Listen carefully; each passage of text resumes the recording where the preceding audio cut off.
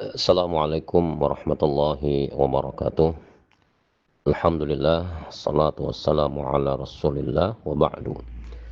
Keluarga sekalian, rahimani wa rahimakumullah. Semoga di sore yang berbahagia ini kita semua dalam keadaan sehat walafiat, senantiasa dan dimudahkan di dalam beribadah kepada Allah Subhanahu wa taala. Keluarga sekalian, rahimani wa rahimakumullah. Ketahuilah bahwa amalan yang paling Allah cintai adalah amalan yang dilakukan secara kontinu, secara terus menerus, ya, walaupun jumlahnya sedikit. Sebagaimana wasiat Nabi sallallahu alaihi wasallam, ahabbul a'mali ilallahi adwamuha. Amalan yang paling Allah cintai adalah amalan yang dilakukan secara kontinu, dilakukan secara terus menerus, ya, walaupun jumlahnya sedikit.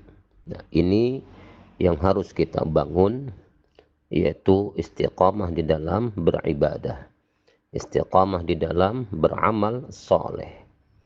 Karena kita beribadah kepada Allah Subhanahu wa taala tidaklah terikat dengan satu musim, tidaklah terikat dengan satu waktu atau dengan jumlah-jumlah tertentu, tetapi bagaimana kita mengibadahi Allah Subhanahu wa taala kontinu, terus menerus hingga kematian datang menjemput kita. Sebagaimana Allah taala berfirman, wa'bud rabbaka hatta ya'tiyakal yaqin.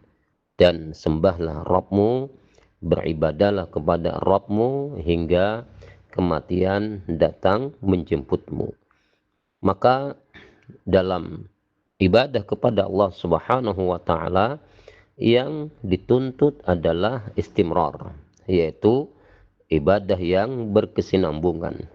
Kita menjaga salat 5 waktu, kemudian menjaga salat sunnah rawatibnya, kemudian menjaga salat malamnya, witirnya, walaupun ya salat-salat sunnah misalnya ya jumlahnya tidak seberapa, misal yang penting adalah terus kita jaga.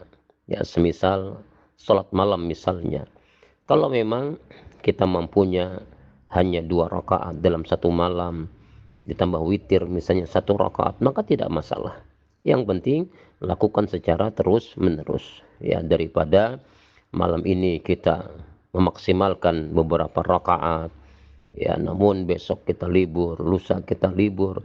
Tidak seperti itu yang diinginkan Allah Subhanahu wa taala. Maka oleh karena itu selalu tekadkan dalam diri kita, terus berdoa kepada Allah Subhanahu wa taala agar kita senantiasa diberikan kemudahan untuk beribadah kepada Allah Subhanahu wa taala secara kontinu, karena ibadah seperti itulah yang dicintai Allah Subhanahu wa taala. Barakallahu fikum wa jazakumullahu khairan. Assalamualaikum warahmatullahi wabarakatuh.